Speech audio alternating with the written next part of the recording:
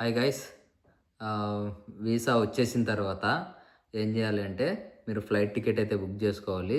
అంటే ఫ్లైట్ టికెట్‌లో మీరు ఏం చేయాలి అంటే మీకు స్టాపింగ్స్ ఎన్ని స్టాప్‌లు ఉంటాయి, ఏ ఏ కంట్రీలో మనం దిగొచ్చు, అక్కడ స్టాప్ ఉందా లేదా అనేది కూడా మీరు ఆలోచించాలి.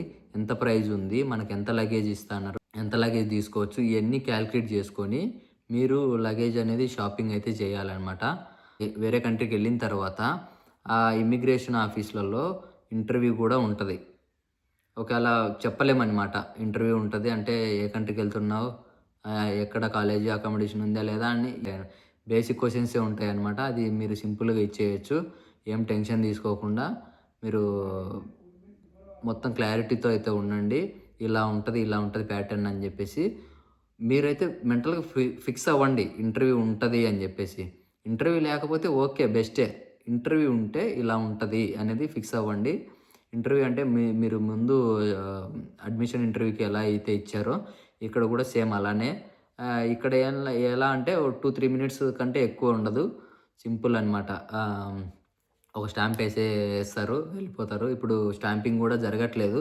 ఏందంటే జస్ట్ వాళ్ళు ఇంటర్నల్‌గా అయితే చేస్తున్నారనమాట. అంటే ఆన్‌లైన్‌లో చేస్తున్నారు. కాబట్టి స్టాంపింగ్‌లు కూడా జరగట్లేదు. కొంతమందికి అన్న స్టాంపింగ్ జరగట్లేదు ఏంటి, మా అక్కడికొస్తే లీగలా అని అడుగుతున్నారు. కొందరికైతే ఇంటర్నల్‌గానే చేస్తున్నారు ఆన్‌లైన్‌లో.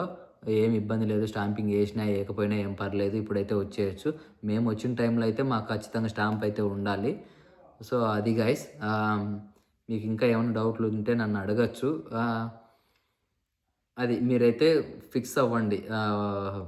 ఇలాంటి క్వెషన్‌లు అడుగుతారు, మేము ఇలా ఆన్సర్ ఇవ్వాలి అని చెప్పేసి ఫిక్స్ అవ్వండి. హ్యాపీగా అయితే వచ్చేయండి ఇక్కడికి. మీరు లగేజ్ ఎంత తీసుకురావాలి, ఏంటి, ఏమేమి తీసుకురావాలి, ఇక్కడికి వచ్చిన తర్వాత ఏమేమి అవసరాలు ఉంటాయనేది నెక్స్ట్ వీడియోలో మాట్లాడుకుందాం. ఈ వీడియో నచ్చితే లైక్ చేయండి, షేర్ చేయండి అండ్ సబ్స్క్రైబ్ చేయడం మాత్రం మర్చిపోకండి. Bye bye.